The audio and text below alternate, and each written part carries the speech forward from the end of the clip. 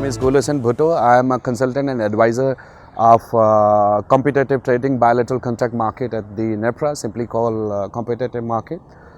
So मैं ये कहूँगा कि it's a 30 years dream coming true कि जो मोनोपोली स्ट्रक्चर में पावर सेक्टर था अब मार्केट की तरफ हम जा रहे हैं और इसके अंदर इन जनरल जो भी पॉलिसी रेगुलेटरी और इंस्टीट्यूशनल लेवल की अलाइनमेंट थी वो डन हो गई। खा वो गवर्नमेंट ऑफ पाकिस्तान ने डिफरेंट एलिजिबिलिटी क्राइटेरिया रूल्स दिए हैं, साथ वो इन फील्ड हैं, नोटिफाइड हैं। उसके बाद NEPRA had given various regulations for with respect to the licensing registrations and all together they are available.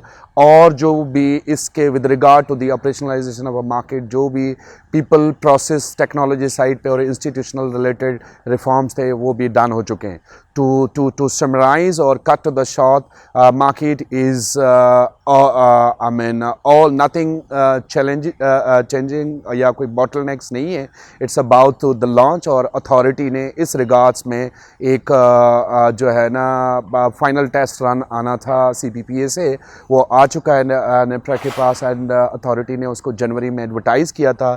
Stake holder के कमेंट्स आए थे, फिर स्टेक होल्डर ने एक पब्लिक हियरिंग की रिक्वेस्ट की थी। तो 15 मई 2024 को इस पे हियरिंग रखी है अथॉरिटी ने जिसमें तमाम पब्लिक स्टेक होल्डर आएंगे। उसका मकसद क्या है? उसके अंदर बेसिकली जो पूरा फ्रेमवर्क डेवलप हो चुका है और उसके तहत अकॉर्डिंगली जब उसकी डिसीजन अथॉरिटी देगी तो वो जो है मार्केट की opening probably by July August this year जो है वो हो जाएगी, कमर्शियल मार्केट ऑपरेशन डेट हो जानी है। जनाब इसके अंदर जो जितना काम हुआ है, लेट्स से फॉर एग्जांपल एक इंस्टीट्यूशनल स्ट्रक्चर आपको मार्केट को बायलेटरल को चलाने के लिए चाहिए था, तो उसके अंदर सिस्टम ऑपरेटर का लाइसेंस और सिस्टम ऑपरेटर का जो किस तरीके से वो ऑपरेट करेगा, वो उसका एक नया ग्रिड कोड 2023 का अप्रूव होना, और उससे ज़्यादा बड़ा जो अगर एक बायलेटरल दो पार्टीज़ आपस में ट्रेड करती हैं तो उसके अंदर मार्केट ऑपरेटर का भी एक सेटलमेंट रिलेटेड एक बड़ा रोल होता है। तो उसका लाइसेंस 2022 में अथॉरिटी ने दिया और उसके साथ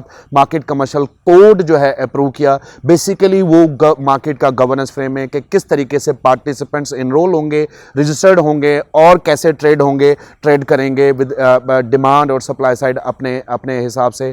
तो मेरे ख्याल से दुनिया में जो VIU स्ट्रक्चर्स अनबंडल हुए थे, जब हमने भी 1992 के प्लान के तहत जो है पावर सेक्टर को अनबंडल किया था, तो कॉर्पोरेटाइजेशन, कंपटीशन और एफिशिएंसी और प्राइवेटाइजेशन गोल्स थे। तो मेरे ख्याल से वो गोल्स पूरे होते हुए नज़र आ रहे हैं अभी भी।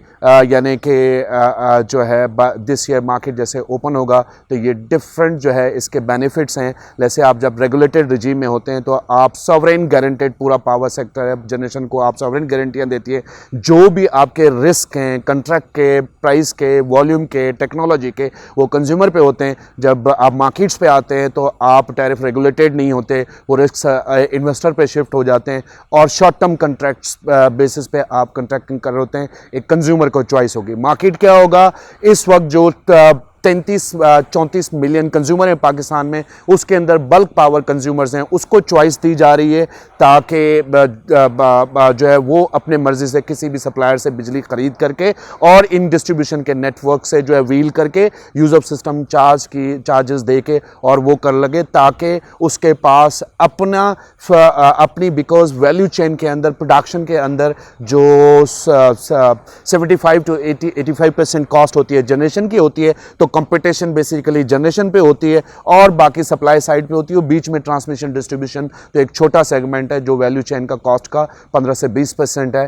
तो जनरेशन में कंपटीशन है और सप्लाई साइड पे है, ये कंज्यूमर को चॉइस देती है। उस चॉइस और गवर्नमेंट को भी अफलोट करती है कि कुछ डिमांड जब मार्केट में जाता है तो गवर्नमेंट ने उसकी प्रोक्योरमेंट नहीं करनी या डिस्कोज नहीं करनी। आप जो है अपनी सॉवरेन गारंटी से और जो policy and long term goals हैं आप उसको अचीव करते हैं। तो मैं ये कहूँगा कि पॉलिसी, रेगुलेटरी और इंस्टीट्यूशनल रिलेटेड जो भी फ्रेमवर्क है अलाइन है। We are set to launch the market this year. Thank you very much.